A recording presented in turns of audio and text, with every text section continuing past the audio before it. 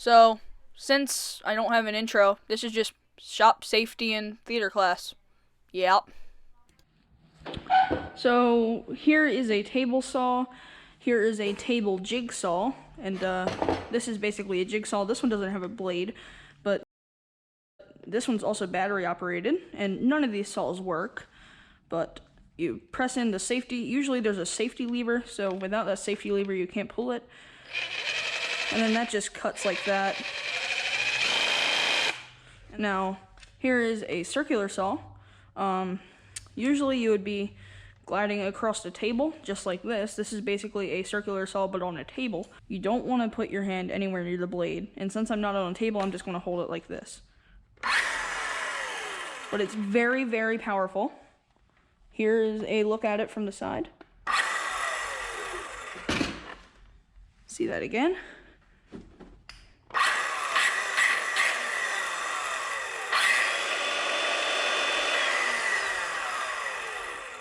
So yes, very, very powerful indeed. So that leads me into the next part of this video, which is drilling for shop safety. I don't know. So here's a big drill. And of course, like I just did to show you, don't carry it like that, or else when you're carrying it, you can go, and it can really, really mess you up. So here is what kind of bit you want to use for metal. It's literally just called a metal bit. And there's also a wooden bit, so whatever type of material you're drilling in, there's probably a bit for it no matter what it is. So I'm going to show you how to align, find the right size bit that you need, and safely, of course, which is not my thing, show you how to do it. So here are the two bits I'm going to be using. It is a metal bit and of course another metal bit. This size is smaller to drill a pilot hole, and also it is about the size of that bolt, but I like to go a size up, a little bit bigger than the bolt, and that way I can get a very, very fitting size in the metal. And that leads me to the next point. Are you drilling metal, wood, PVC, any other material? The answer is probably going to be wood, but however, you need to have the specified bit. Now, like this bit, it will drill through anything, literally. So that's how you find the right size. You get a pilot hole bit, make sure that fits, and then a bigger size bit, which is a little bit, I like to do bigger than the actual bolt itself. So I'm going to safely, I don't really know how to be safe, so we'll see how this goes, but drill through here and hopefully not get hurt, which is about what I don't. See, that is why when you're on circular surfaces like this, you want to always put the bit downward a little bit and hold on to what you're drilling. So like you want to start slow. And you can see that it's starting to drill, and you can work your way up.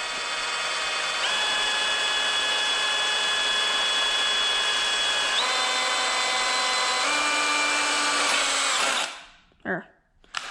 So now I have half of the hole drilled, and then to get it out, you just put your drill in reverse, and it just comes out. And now, once you have your pilot hole drilled, you can work your way up to this bigger guy.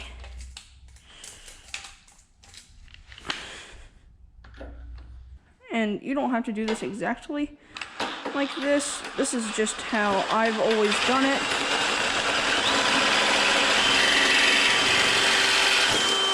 There we go.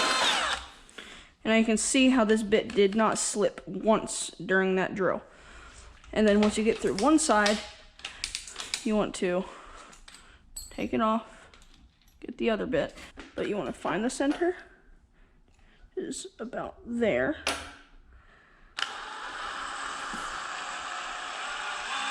Start slow, and once you feel it drill, there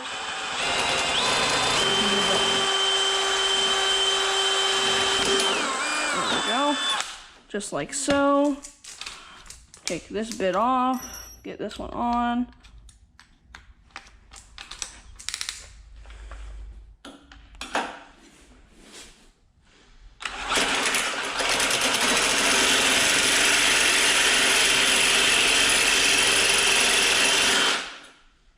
I'm going to come to the inside, put it right there.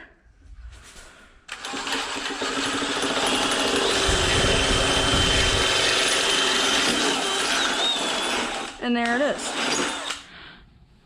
So, here's the next part, safety with wrenches. And, here, socket wrench is the same thing, but here's what I'm getting at. So if you have your hand like this on a tight bolt, and here's a tighter one, and you're going to push that, you're going to hit your knuckles, especially if you're pushing hard like this.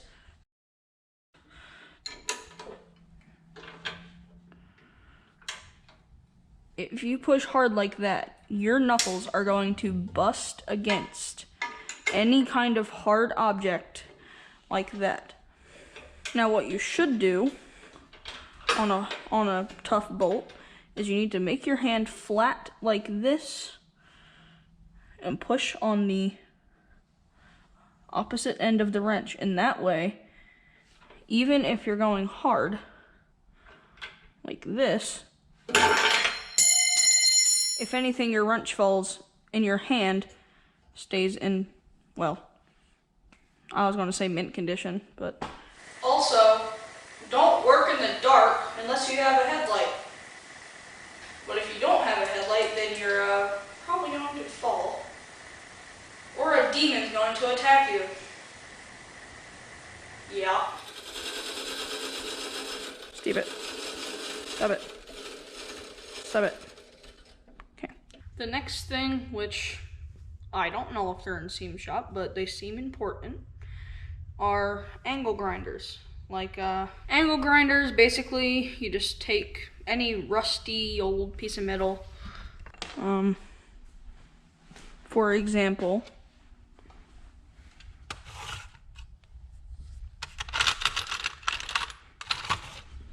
this guy. See how rusty he is? Angle grinders are for getting rid of all that rust. So basically there are two things on the angle grinder. I really hope I'm recording. I don't know. But just in case. Angle grinders have two things. They have a sanding wheel, which is that one, and a wire wheel, which is that one. So the wire wheel would be for getting in all the threads in the screw, which are all those.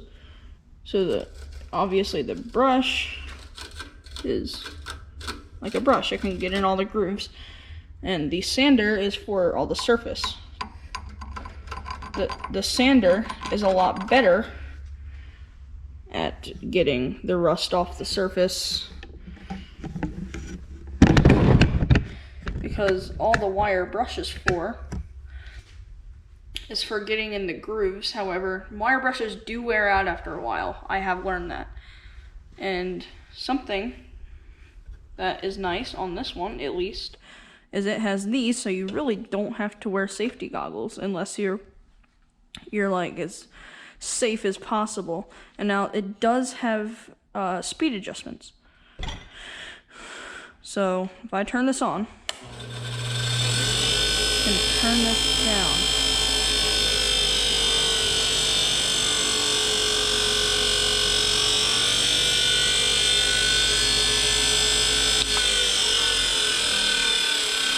And that adjusts the speed of the motor, obviously. And so here is a really safe way to use one of these. So, am I recording up here? I just want to double check. Yes. So what you want to do is you want to get a pair of pliers like these. These are vice grips. They're really nice because they're literally just like a vice, and they grip it like that. And now I like to grab it by the head because the head is a hex shape, so it doesn't go anywhere. So my camera up here will show you exactly how to use one of these. So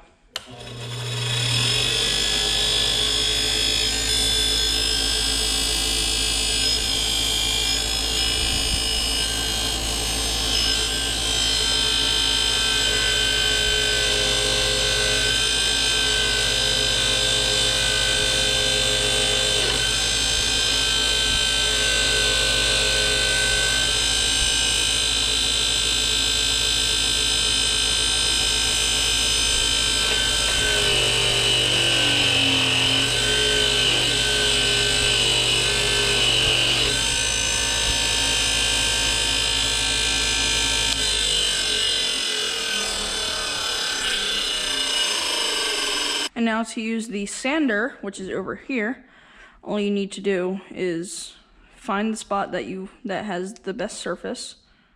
So then what I like to do is go like this, because that way I can go like that, and it gets the sander perfectly. So let me show you that.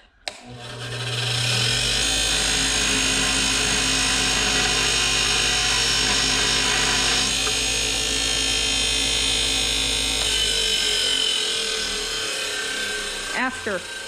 So basically, you just do that all the way around until there's no rust. I don't know if we're going to be using these.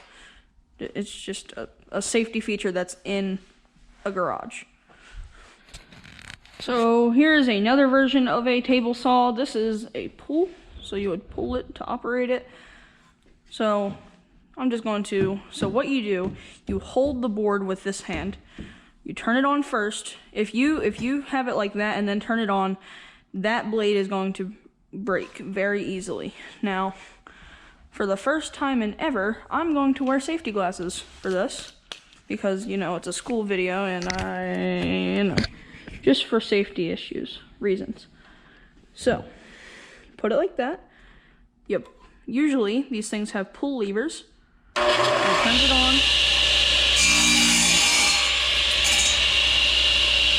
Then you push it back in to stop. And there you go. So that is going to be it today. I don't know why I'm making this outro. It's a school video. So, bye.